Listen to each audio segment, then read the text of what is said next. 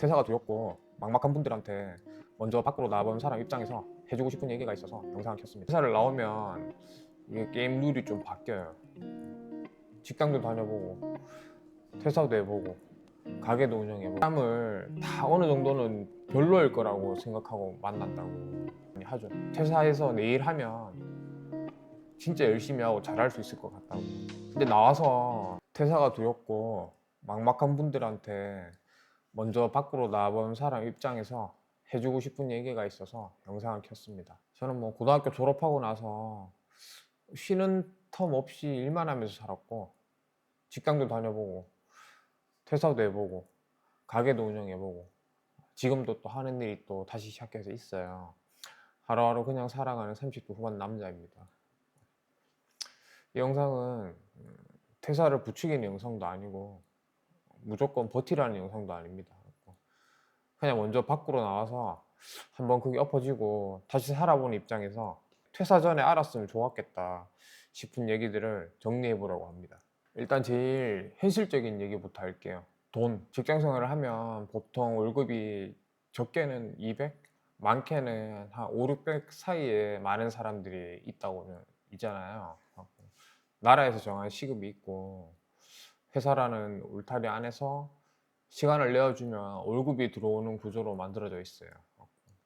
그래서 저는 종잣돈 만들기랑 저축은 직장 생활이나 근로수익으로 하는 게 진짜 유리하다고 생각해요. 내가 아끼고 지출만 통제하면 큰 손실 없이 쌓아갈 수 있는 구조니까. 근데 회사를 나오면 이게 게임 룰이 좀 바뀌어요. 밖에서는 내가 열심히 한 시간을 누가 돈으로 그냥 환전해주지 않거든요. 진짜 중요한 건 얼마나 열심히 했는지가 아니라 그 방향이 맞았을 때예요. 방향이 틀리면 죽어라 이래도 그 시간은 그냥 비용으로 돌아오지 않거든요. 그리고 달달이 들어오던 그 월급이 끊기는 그 느낌은 나보지 않으면 알 수가 없어요. 그 월급 때문에 못 나오는 사람들이 대부분이라고 저는 생각하거든요. 고정적인 수익. 나와서 사업이나 장사를 하게 되면 수익이 무조건 출렁거리거든요. 이걸 겪어봐야 알 수 있는데 잘 벌다가도 다음 달에 훅 꺾이거나 열심히 했는데도 결과가 빵이거나 마이너스도 막 나거든요. 그게 반복되면 진짜 사람이 우울해져요. 불안해지고. 그렇다고 또 수익이 커질수록 좋기만 한 것도 아니에요. 대체로 수익이 높아질수록 리스크도 커지고 재투자 비용으로 돈이 계속 들어가는 구조가 많아요. 물건을 판다 그러면 재고나 또 광고비는 당연한 거고 인건비에 설비에 자리 임대료에 매출이 커지는 만큼 돈이 더 들어가고 이 돈이 돈다고 하잖아요. 그게 막히는 순간에 흔들리는 거거든요. 주변에 사업하다가 잘 나가다가 막 잘못된 분들 꽤 있으실 거예요. 그래서 꼭 해보고 나와야 하는 계산이 있어요. 내가 지금 가진 돈으로 뭐 하고 싶은 일이 있는데 고정비 포함해서 몇 달이나 버틸 수 있는지, 그리고 수익이 출렁거리거나 그릴 때 버틸 멘탈하고 자금이 되는지, 또 재투자했을 때 또 투자금이 얼마나 또 들어갈지 이거를 꼼꼼히 따져봐야 돼요. 감성적으로 대하면 안 되고 진짜 숫자로 확실하게. 두 번째는 사람 이야기예요. 회사 안에서도 상사나 사장님이나 동료나 선후배, 팀 분위기 때문에 힘든 게 많잖아요. 사람 때문에 퇴사한다는 게 너무나도 많이 이야기하고 다들 알고 계신 부분이고, 근데 밖으로 나간다고 사람 스트레스가 사라질까요? 아니더라고요. 장사든 사업이든 자본주의에서 무언가를 판매하는 순간 클레임하고 진상 고객은 무조건 있거든요. 이걸 피할 수가 없어요. 뭘 하든 어떤 업종이든. 그리고 근로자로 살 때는 소비자 입장에서만 세상을 바라보잖아요. 근데 이게 생산자가 되는 순간 그때 보이거든요. 느껴지고. 느낀 게 세상 사람들이 생각보다 훨씬 수준이 낮아요. 이게 누구를 뭐 깎아내리려고 하는 말이 아니고 현실이 그래요. 에픽하이 타블로가 했던 말도 있잖아요. 사람을 다 어느 정도는 별로일 거라고 생각하고 만난다고. 저는 이 말이 진짜 현실적으로 맞다고 생각하거든요. 근데 또 여기서 중요한 게 나도 별로다. 그 수준이 낮다는 기준에 본인들도 아마 들어갈 확률이 매우 높아요. 저도 그렇고요. 소비자로 살던 저조차도 누군가에겐 별로일 수 있고 나도 누군가에게는 진상 고객일 테니까요. 이런 거를 인정하고 받아들이는 순간에 좀 마음이 덜 상하더라고요. 진상 고객을 만나도 저 사람은 왜 저래로 끝나는 게 아니라 인간이 원래 다 그런 면이 있고 나도 외에는 아니니까. 그래서 사람에 대한 기대치를 낮추면 좀 이타적이고 친절하신 분들이 있잖아요. 그런 분들을 만났을 때 더 가치 있게 느끼게 되고 더 고맙고 그런 생각이 들더라고요. 그리고 또 별로인 사람한테는 기대치가 낮으니까 좀 덜 다치게 돼요. 마음도 덜 상하고. 그리고 또 회사 밖에서 뭐 사람 관계에 장점이 딱 하나 있다면은 그거예요. 갖고 보기 싫으면 안 볼 수 있어요. 직장은 싫어도 계속 봐야 되잖아요. 근데 밖에서는 제가 선택할 수 있어요. 너무 아니다 싶으면 거리를 두고 끊고 안 볼 수 있더라고요. 그게 뭐 이해관계나 업무적으로 엮여 있는 경우가 아니라면 그럴 수 있어요. 그 선택이 손해가 될 수도 있지만 그래도 누구를 계속 볼지는 결정하는 거는 내가 정할 수 있다는 건 정말 장점이에요. 그거 하나는. 세 번째, 제가 제일 중요하게 생각하는 건데 생산자 마인드예요. 누가 밖으로 나오면 누가 열심히 하라고 말해주지 않아요. 그래서 많은 사람들이 안에서 이런 이야기 많이 하죠. 퇴사해서 내일 하면 진짜 열심히 하고 잘할 수 있을 것 같다고. 근데 나와서 방향을 잃으면 혼란에 빠지고 누가 출근을 시키는 게 아니거든요. 그러니까 더 나태해질 수 있어요. 특히 일이 잘 안 풀리고 적자를 보기 시작하면 흔들리거든요. 이때 더 열심히 하는 게 아니고 계속 실패를 반복하면 우울감하고 나태지옥으로 끌려 들어가요. 저도 뭐 그런 생각이 들 때가 있는데 그걸 이겨내는 게 지금도 좀 힘들어요. 그래도 계속 해야 되니까. 그래서 핵심은 열심히가 아니라 열심히는 당연한 거고 무엇을 누구를 위해서 방향이 맞아야 돼요. 세상은 뭐 제가 뭘 열심히 했는지에 관심이 없거든요. 소비자가 원하는 가치를 만들어냈냐가 다인 것 같아요. 또 보면 예전에 뭐 골목 식당이나 이런 데 보면 되게 엉망이신 분들 많잖아요.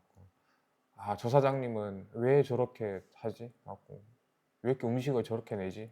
재료를 왜 저렇게 아끼지? 막 이해 안 되는 순간들 있잖아요. 근데 만약에 나와서 장사해 보면 그게 남 얘기가 아니라는 걸 알게 될 거예요. 일이 안 풀릴수록 사람들이 제일 먼저 하는 게 뭔지 아세요? 아껴요. 막 줄이고 움켜쥐려고 하거든요. 왜냐면 손실 보는 게 두려우니까. 돈을 벌어야 되는데 잃기 싫으니까. 이게 손실 회피 심리거든요, 이게. 근데 이게 무서운 게 소비자가 원하는 본질을 챙기는 게 아니라 본질을 깎아먹는 방향으로 가기 쉽기 때문이에요. 대부분의 사람들은 그 손해를 못 견뎌요. 그래서 무너지기도 하고. 근데 반대로 그 손실을 학습비로 받아들이고 한 스텝씩 밟아가는 사람들은 결국 올라가더라고요. 그리고 성공하고 돈을 벌더라고요. 너무 아무것도 안 하고 보수적으로 살아오면 이런 감각을 알기 어려워요. 그래서 계속 손해 볼 줄도 알고 먼저 줄 줄 알아야 되더라고요. 하고 계속 이렇게 손해 보더라도 이거를 극복해내고 더 본질을 챙기는 방향으로 학습해야지 이게 성공하는 길이더라고요. 그렇게 이야기해보면 손해 보고 먼저 줄 줄 아는 게 생산자 마인드의 저는 시작이라고 저는 생각해요. 정리하면 월급이 끊기는 느낌과 수익이 출렁거리는 느낌은 겪어보지 않으면 알 수 없다. 두 번째로 무언가를 판단을 행위를 하면 고객 클레임하고 악성 진상 고객님은 무조건 만나게 돼 있어요. 하지만 나도 누구한테는 진상일 수 있고 사람은 별로라는 마음이 바탕으로 깔려 있으면 좀 제 마음을 지키는데 도움이 될 거예요. 그리고 세 번째는 결국 핵심은 생산자 마인드. 소비자가 원하는 걸 찾고 개선해 나가면서 판매하는 능력이에요. 그리고 제가 오늘 제일 하고 싶은 말은 이거예요. 생산자 마인드를 퇴사하고 나와서 배우기보다는 퇴사 전에 연습할 수 있어요. 저는 그 방법이 부업하고 재테크라고 생각하거든요. 부업도 작은 사업이에요. 작게라도 내가 직접 팔아보면 판다는 게 물건만 있는 게 아니고 지식도 있고 정보도 있고 요즘에는 되게 많거든요. 자본주의는 소비자들이 원하는 걸 판매하고 그게 가치를 인정받았을 때 자본으로 생산자에게 다시 돌아오는 거거든요. 작게라도 내가 직접 팔아보면 누가 이걸 왜 사는지, 뭐가 문제인지, 소비자가 뭘 원하는지가 궁금해지기 시작하고 보이기 시작할 거예요.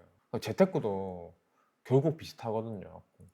가치에 투자하는 행위고 리스크를 지는 연습이니까. 물론 주식이든 부동산이든 쉽진 않고 복합적인데 변수도 많고 핵심은 하나예요. 내가 리스크를 지고 가치가 있는 곳을 찾아가지고 그걸 감당하면서 장기적으로 보는 안목이 있어야 되거든요. 직장 생활을 하면서 월급으로 저축하고 종잣돈 만들고 작게 부업이나 재테크로 생산자 감각을 연습하다 보면 주식도 소비자에게 가치를 주는 기업을 찾고 내가 리스크를 지고 투자하는 행위고, 부동산도 결국은 내 물건을 이용하거나 사줄 사람들이 좋아할 만한 곳을 싼 기회에 사서 공급하고 기다리는 구조거든요. 이게 다 모두 생산자 입장에서 바라보는 거예요. 이렇게 작게나마 생산자 감각을 연습하다가 이게 나도 할 수 있겠다 이런 확신이 생겼을 때 나오는 게 저는 가장 안전한 퇴사라고 생각하면, 월급이 끊기는 느낌과 수익이 출렁거리는 느낌은 겪어보지 않으면 알 수 없다.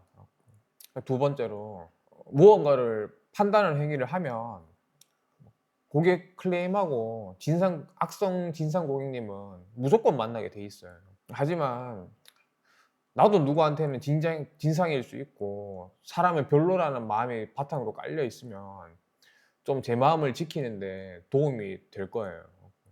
그리고 세 번째는, 결국 핵심은 생산자 마인드, 소비자가 원하는 걸 찾고 개선해 나가면서 판매하는 능력이에요. 그리고 제가 오늘 제일 하고 싶은 말은 이거예요. 생산자 마인드를 퇴사하고 나와서 배우기보다는 퇴사 전에 연습할 수 있어요. 저는 그 방법이 부업하고 재테크라고 생각하거든요. 부업도 작은 사업이에요. 작게라도 내가 직접 팔아보면, 판다는 게 물건만 있는 게 아니고 지식도 있고 정보도 있고 요즘에는 되게 많거든요. 자본주의는 소비자들이 원하는 걸 판매하고 그게 가치를 인정받았을 때 자본으로 생산자에게 다시 돌아오는 거거든요. 작게라도 내가 직접 팔아보면 누가 이걸 왜 사는지, 뭐가 문제인지, 소비자가 뭘 원하는지가 궁금해지기 시작하고 보이기 시작할 거예요. 재테크도 결국 비슷하거든요. 가치에 투자하는 행위고 리스크를 지는 연습이니까. 물론 주식이든 부동산이든 쉽진 않고 복합적인데 변수도 많고 핵심은 하나예요.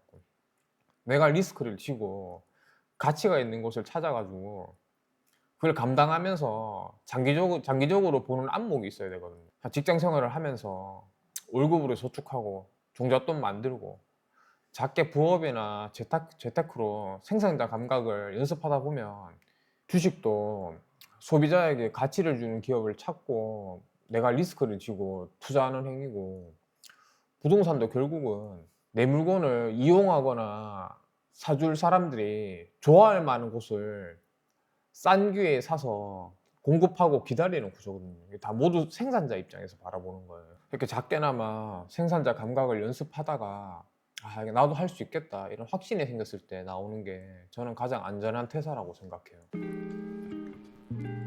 다음 영상에서는 퇴사하고 장사나 사업 시작했을 때 사람들이 빠지기 쉬운 사장병, 사업병, 현실은 시스템이 아니라 몸으로 뛰는 것이라는 얘기, 누가 하는지에 따라 왜 결과가 갈리는지 이 부분을 더 풀어볼게요.